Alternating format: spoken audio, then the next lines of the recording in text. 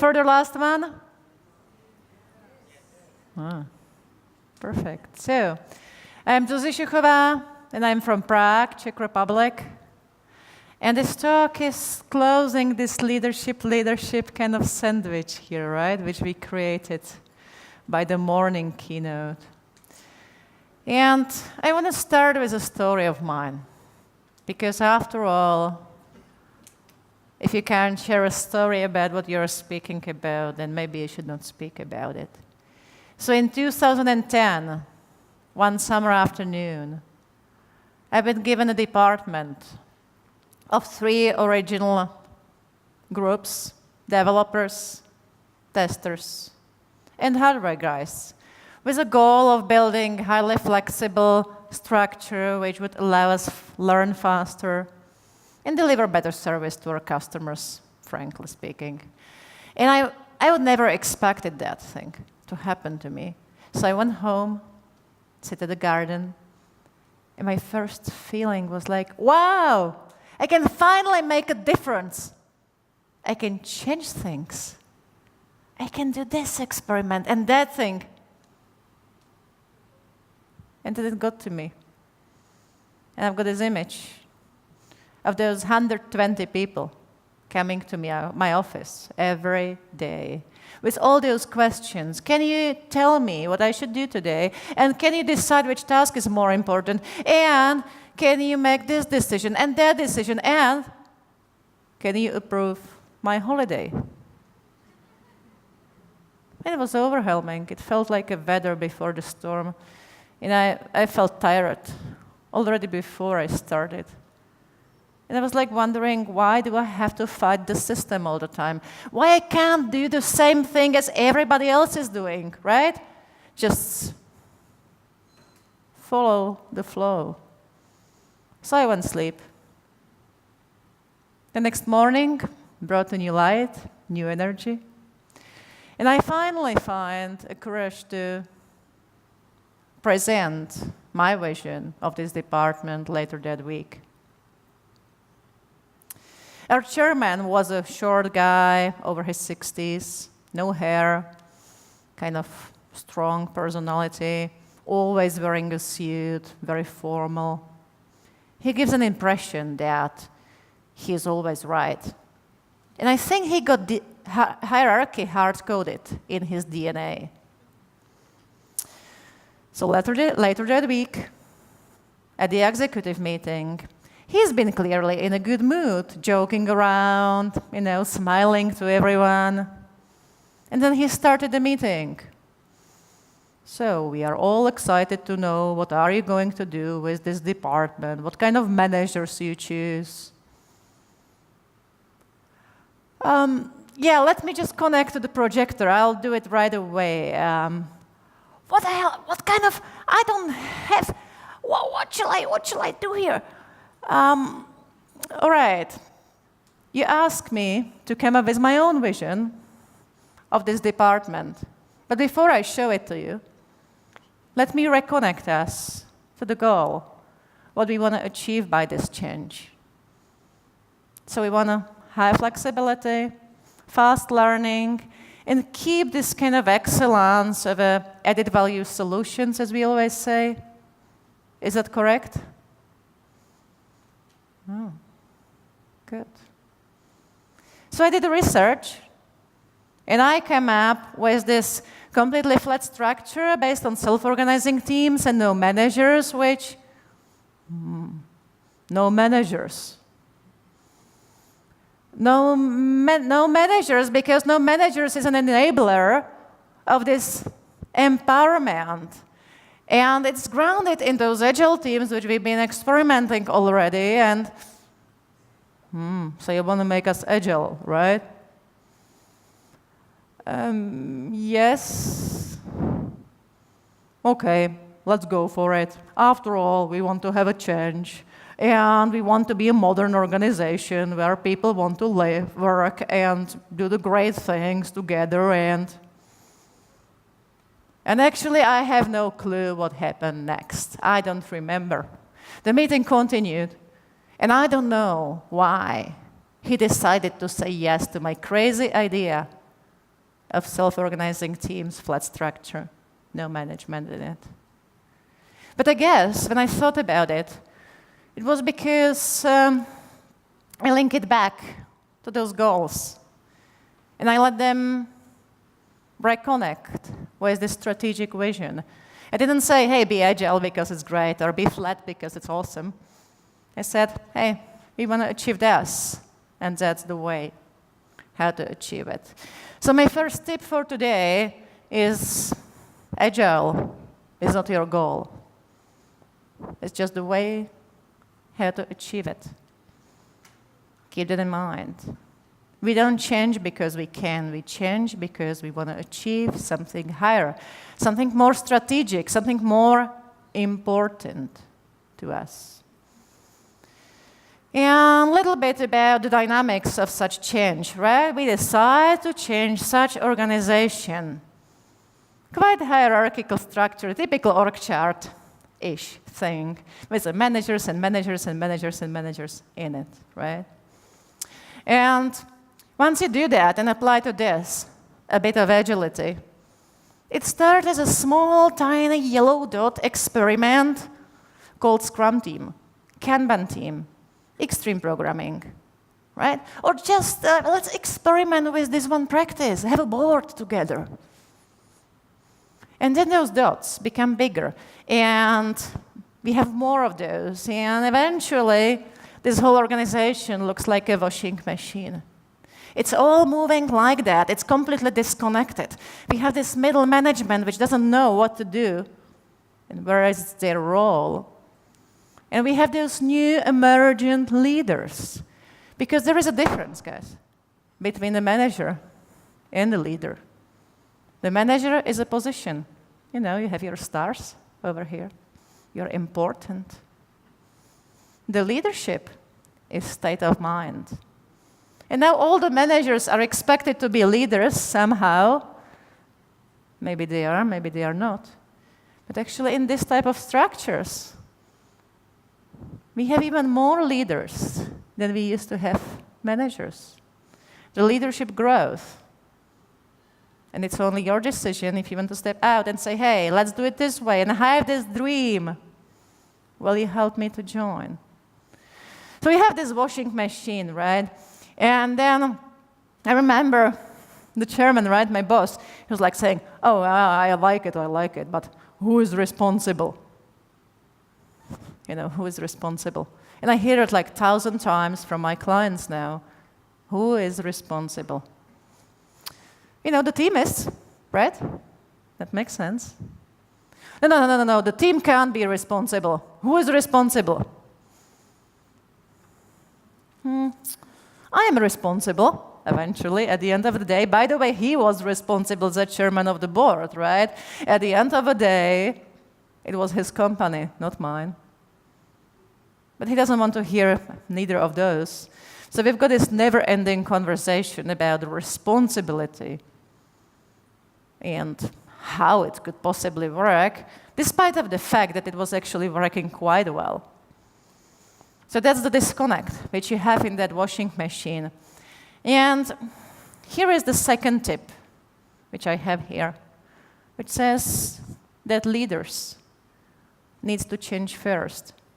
Because without a leadership, without leaders, without people who are willing to take a risk, no change will even start. You need all those yellow dots from the previous picture to start the change, to make it move, to make it into motion, right? So leaders need to change first. They might need to emerge from those employees who are expected to follow orders, right? We want them to wake up and say, hey, I'm actually a leader, and same way all of my colleagues are leaders. Hey, that's great, we are all leaders. And once the organization realizes it, you know, they will follow. And you have even more leaders than before. And eventually, sooner or later, it will all click like that. All those yellow dots click onto the original, you know, black dots. And it somehow end up into mental quietness. And you feel like, wow, it's seamlessly working. What a surprise. It's just, look at that. And it's not stuck, right? It's just like moving like that, constantly inspecting and adapting whatever needs to be done. And then I remember that one feeling when I built that thing, that network of self-organizing teams. It was in a way a nightmare because I can't have a weekend, really, because I've been all the time doing something. And then eventually, it was working, but I still felt I need to keep an eye. And then I decided to leave for a holiday over 5 weeks. You know, my typical holiday, 5 weeks. And I didn't know what's going to happen, if this thing going to be the same when I return or not. And so I left somewhere in Indonesia, diving. And every week I have this feeling I need to send them an email. But I was afraid to ask, like, how's it going, really? Just like, I want to know if it's okay, because they would imply I don't trust them. So I always send some nice pictures from diving, like, let's see, this is the island, and let's see, this is a shark, have a look. And how is it at your side, right? I felt better by that. And I did it 3 times, and actually the reply was still the same. Hey, great pictures, thank you for sharing. Enjoy your holiday, we are good. So I just stopped asking and just shared the pictures, right? And then the day came. I returned back to the office, right? And I didn't know if I'm still part of this structure somewhere in the middle, or if I'm actually outside now. And this structure realized through those 5 weeks that they don't need me, right? And even if I try to push it away, because, you know, I feel like if they don't need me, they don't need me, I find another job for myself, right? I mean, even in the company. I still remember that day, because I show up there, they say, hey, by the way, we are glad you're back. We did those 5 decisions, and those 2 have been really hard to make, and we are glad that you're back here, because we don't want to do those things anymore. I mean, like on day-to-day basis. We are glad you're giving that service to us. It was a big relief. And I think I realized it much later, but it was actually a test that no matter what you build, if you find yourself a spot inside of that network, there is a value in that. And they can step out and take it, but once you're back, they are more than happy to give you that space again, because there is another work which might be more appealing for them. So that's pretty much my story, right? Now, what is inside of that nice network thing? Culture. And I realized I'm speaking at the conferences about culture for, I don't know, 10 years. My first talk was about culture. And I still have troubles like how to explain what kind of culture. We speak about people, etc. And what is this culture anyway? And I realized that this picture might be, so far, the best which I came up with. And it says that culture is kind of a living sea creature, the clam, right? That thing which is opening and closing and opening and closing, kind of constantly in motion, right? The same as that network anyway. If you split it, the mindset and the structure, apart from each other, it's going to die. It can't live anymore. But actually, if you're kind of aware of that thing, then it's very good, because you don't have to work with the structure all the time or the mindset all the time. You might do only one change. So the structure is all about your decision-making process. It's all about the strategic, tactical decisions, the power, right? The rewards, those positions, career path, employee of the month or not, etc. Those salaries and bonuses, and those processes and guidance and rules, right? Now, most of the organizations have it flexible enough so they can actually start changing the mindset of the people without changing the structure, which is a good thing. Because imagine you came to the organization and said to them, hey guys, in order to be agile, you have to be flat. Or you have to get rid of your positions. They would be scared. So we are glad we don't have to start there, usually. Usually it's enough if we start with the behavior of people and build a small self-organizing team and make it visible and make stories about it and invite people to see it, right? So they can say, hey, I like that. Can we try it here? A little bit differently. Oh, I like that. Can we try it here? Right? And then it's like moving through the organization, through the network, constantly learning about things. It's about having organizational purpose. That's, by the way, where most of the organizations should start. Because remember, Agile is not your goal.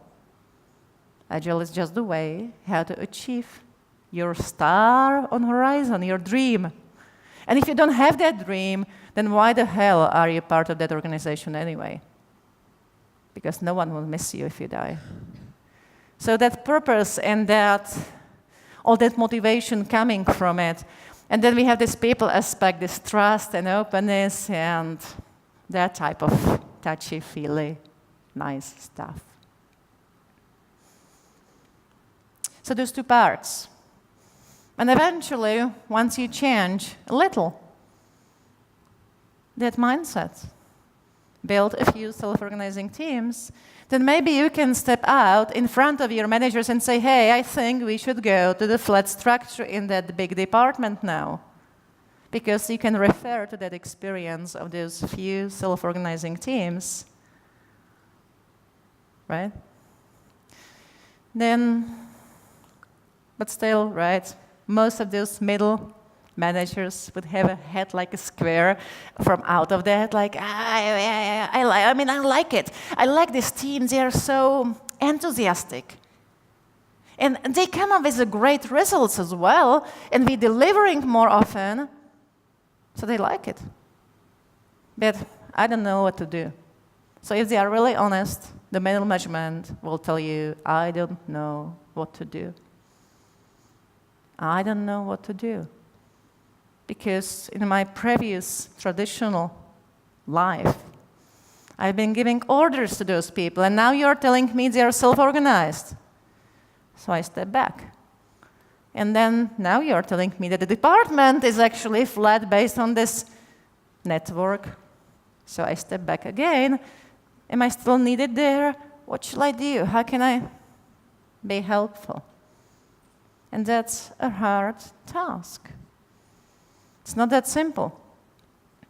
And I think what they need to really learn is to be able to step out even farther on, to much broader distance. You can imagine that you're standing in like 10,000 feet distance above the entire organization, flying around. And see it as a system. And then all you need to do as a first step is to get awareness of what is happening here. And because you're standing on that observation tower that far away, you see all those different perspectives. Oh, how fascinating. From this side, it looks like it's not a good idea, but actually from that side, it looks like a very good idea. That's interesting. And you start to see things differently. And once you do that, then there is this embracing moment where you just say, okay, that's us. That's our organization. And, okay, we have this frustration coming on before every release. And we actually have frustration coming on between marketing department and all the others, and et cetera, et cetera, et cetera. So you see that thing, but you kind of accept it. It is what it is. That's what is happening. And then, and only then, you're able to make a tiny change, like a tap to the system, and do something. And see what happened, go back to the awareness, and go back, because at the system level, there is one thing. 3 rules, right? You need to be able to listen to the voice of a system, hear all those frustrations, feel what is going on, see what is going on, be open-minded so you can recognize it. Then I did this preparation of those perspectives, right? But who knows what is right and what is wrong? What is right for the developers might be wrong for the testers, and extremely bad for salespeople, and actually great for your CEO, and I can continue like that. So from a system perspective, the complex system perspective as organization is, there is no right or wrong.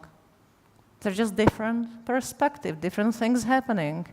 And if you manage not to judge it, because actually everyone is right, but only partially, then you're one step closer to become a great Agile leader, because you see things differently.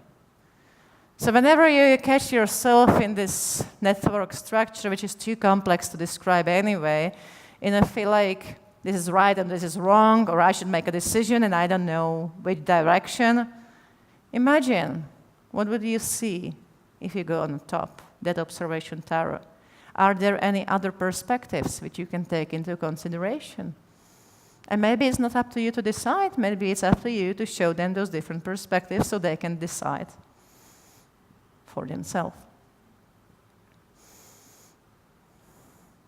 Now, as an Agile leader, right, that was quite abstract, but here are the competencies you need to have.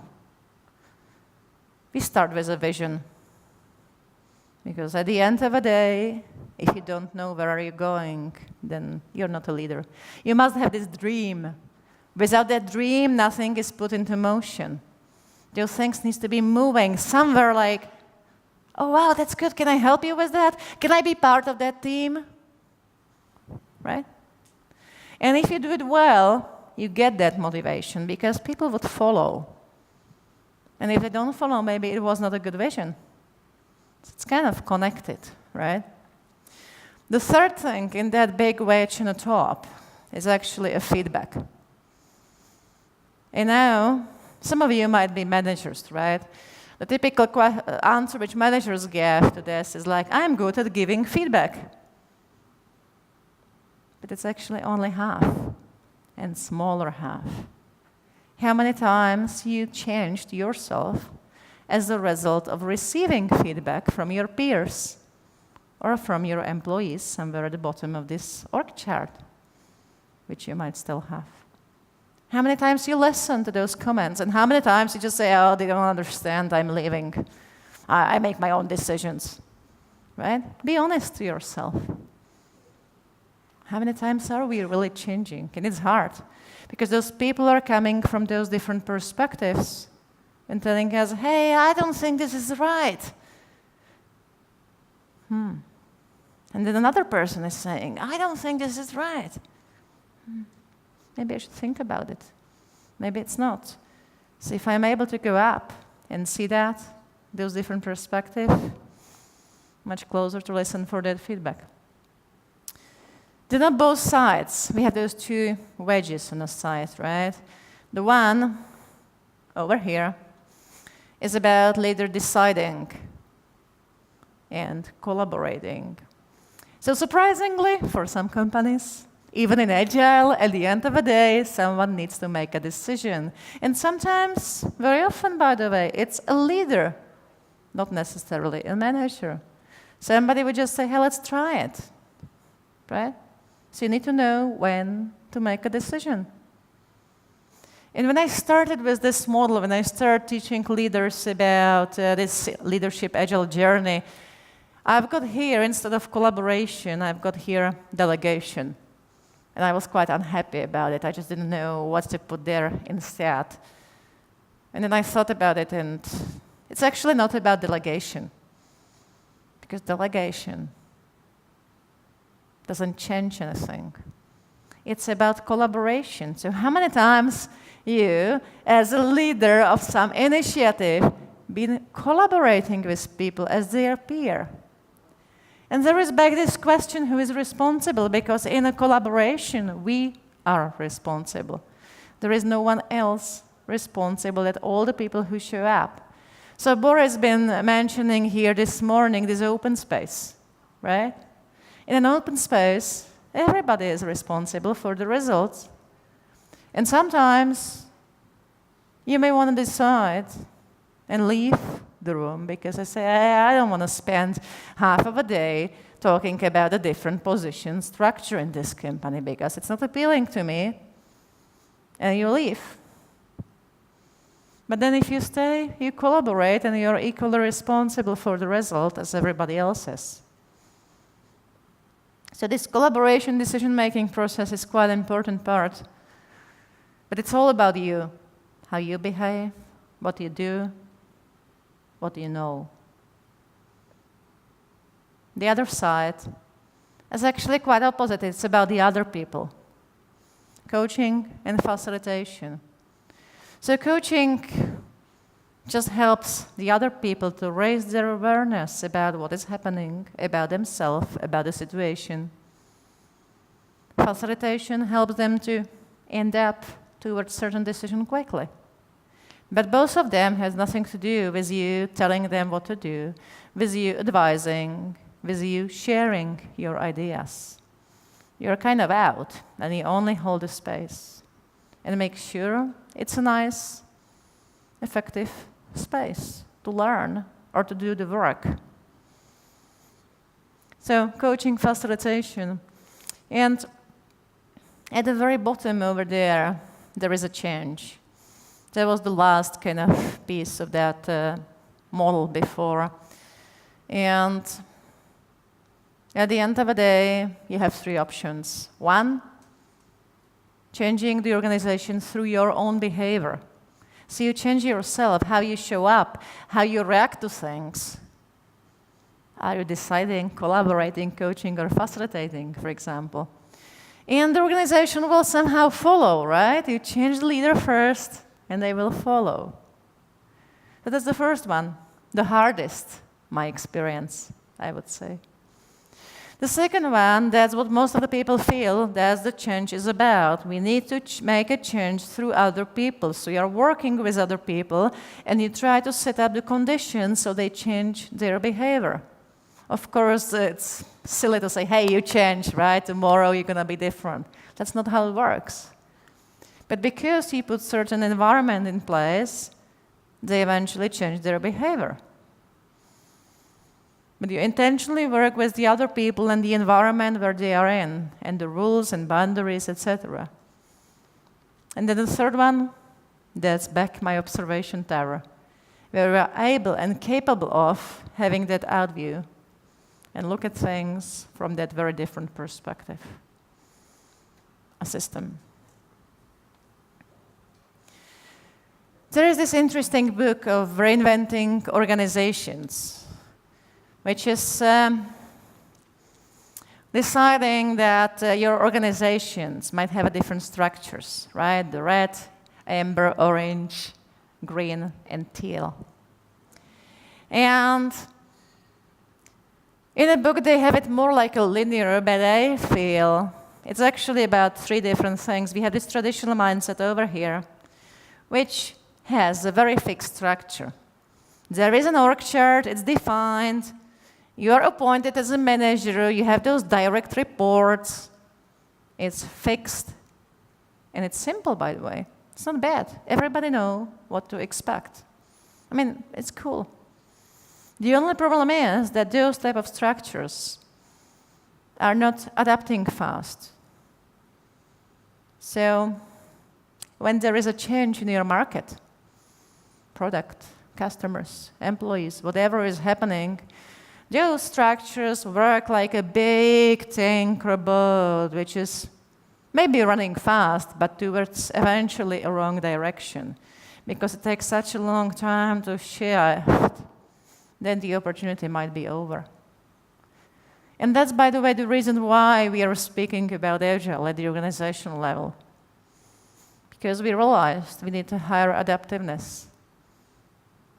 We need to get more people there and be looking for new opportunities and react fast. And then there is this line, and we have these green and teal organizations there, right? And the difference is that the green, as a good example, would be a Spotify with those tribes and squads, right? It's still defined structure. So actually, those bigger corporations, like banks, etc., they like it, ING, right, as a good example, because it's still defined, but it's a little bit more flexible, or a lot more flexible than it used to be before. But it's still defined at the end of the day who is responsible, tribe leader, who is responsible, squad leader. You can say that, even if it might not be true. But they feel comfortable because you're not completely breaking their world. You're keeping it just shifted a little bit. And maybe to build such a greener structures is enough to deal with the complexity of a current world. And maybe it's not. Hard to say. Then this book came up with this teal structure, which is actually quite an interesting thing because it means we don't have any fixed structure. And all we have in those type of organizations, like Valve, for example, is emergent leadership. And those type of structure must have much bigger and higher purpose, those evolutionary purpose. So the other people can follow and unify through that. It looks like the flotilla of the small boats, which are actually autonomous. They can make their own decisions on a day-to-day basis. No one else is telling them what to do. The only thing is they are not completely free. They all have the same mission to achieve. But some of those might decide this way and some of those that way. Both okay.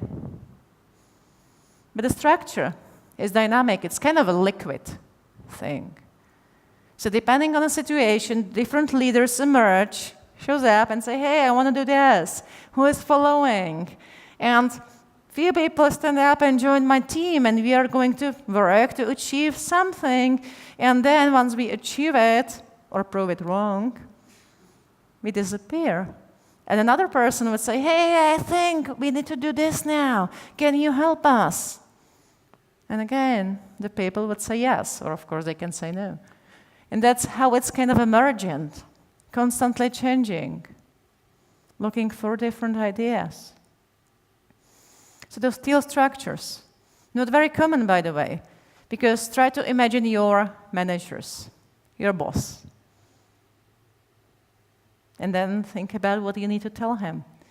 Hey, we're going to do not only in my department flex structures with no managers, but actually, by the way, you need to step out of your role as a CEO, chairman, or whatever else, or senior manager, and we actually make a company completely flat. How likely they're going to go for it without having an experience? And that's one of those problems, that those things are so new. Last tip for today. Your ultimate goal in those type of structures, green or teal, eventually, with this emergent leadership, or at least dynamic leadership, is help others to become leaders. Without that, it's going to die. That's the watering kind of thing of that garden, right, you have there. And you need to create this we culture. And eventually, once this we is strong enough, then the hierarchy will disappear. And you are much closer to do whatever else you need to do. And there is this interesting book, the second book, right, I have here. And it's called Turn the Ship Around. It was written by a captain in the US Navy, David Marquette. And I share a story which he is saying in that book with you, so you have some kind of idea. I use this to all corporations because At the end of the day, they all have the same complaints. Yeah, it's all such a nice, shiny, appealing. We really like this Agile, but you know what? We are a bank or whatever else. And we are regulated, and it's more difficult in this type of organization, they always say. I mean, yeah, it is. Do you think in this type of environment, of a Navy submarine, it's also difficult? How about that? And also regulated, and they made it. So how about if you just give it a try, right? So the story begins that if you want to be a captain on the US Navy, you need to go through significant training, like 2 years, to learn every single detail about this particular type of submarine.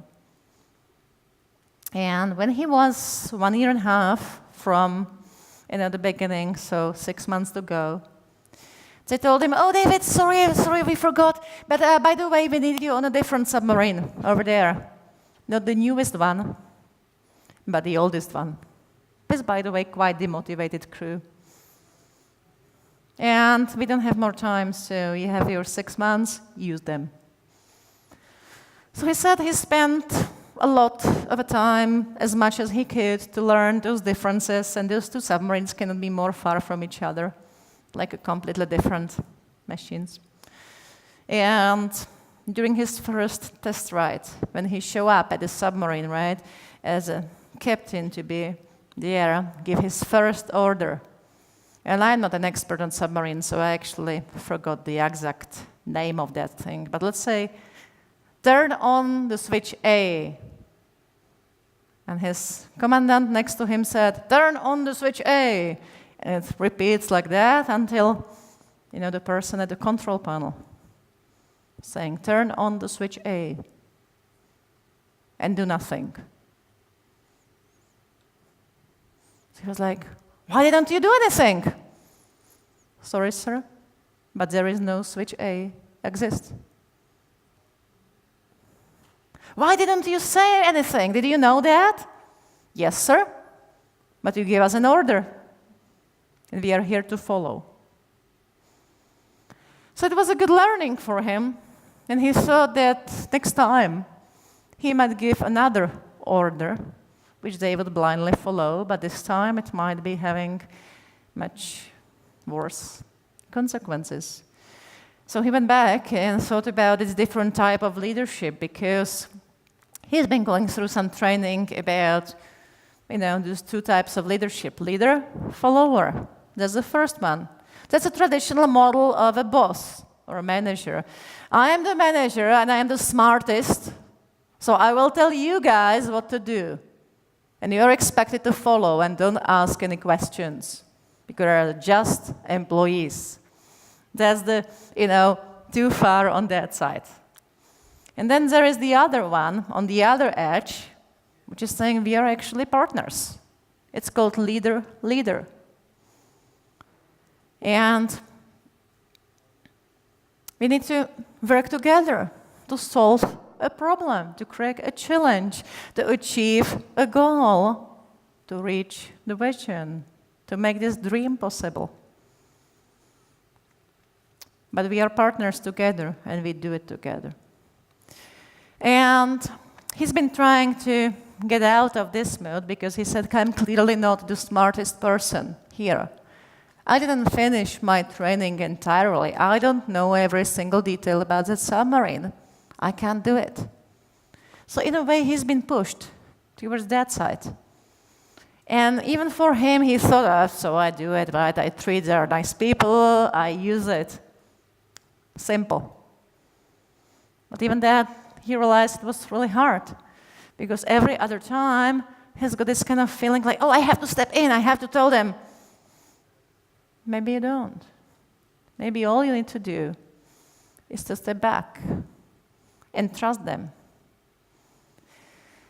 And it's hard, because what if it goes wrong?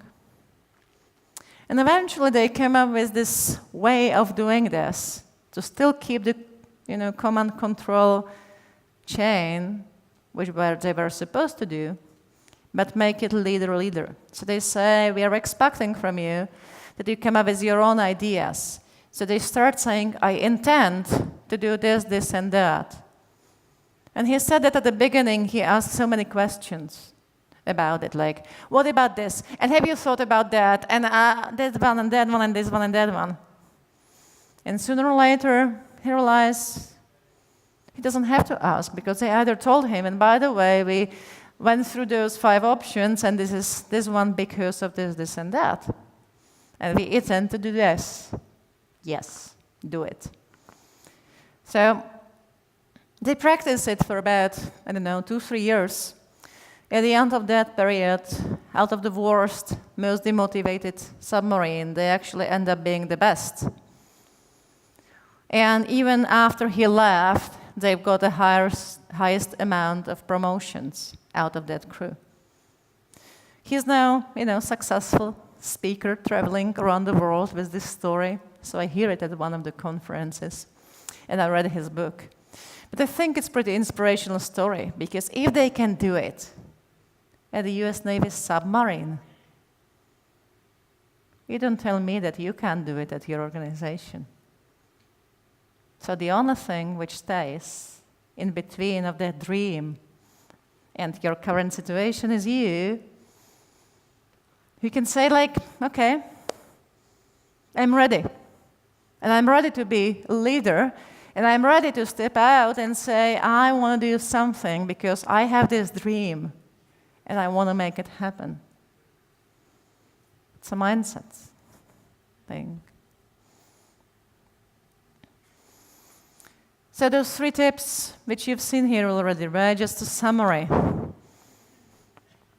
Keep that in mind, because Agile is not your goal. It's just the best way how to achieve your strategic goals. Without the dream, the Agile is pointless. Leaders need to change first, so actually your organizations are waiting for you, because you guys are the leaders. You're those who can make that shift possible, and you are those who will make it happen.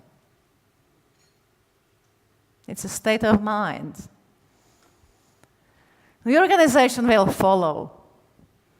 You must just make that dream visible and say, I have a dream. Will you help me? And the last thing, help others to become leaders, because you can't change your organization alone.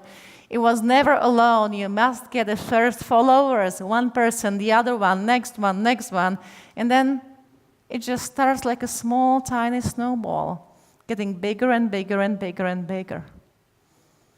Until you look at it 1 year from the beginning and say, I can actually go for a holiday without them really needing me. I mean, they still miss me, but they didn't need me. That was so nice, a relief in a way. A little bit about myself. I wrote this book called The Great Scrum Master, which is a practical guide for all who want to improve their teams and organizations. It's on Amazon, so you can get it there. And I'm writing a second or third book, actually, which is on Agile leadership, so hopefully sometime in the future I have another one there. Feel free to connect with me over the LinkedIn or send me an email. And if you have any questions, I'm here to answer.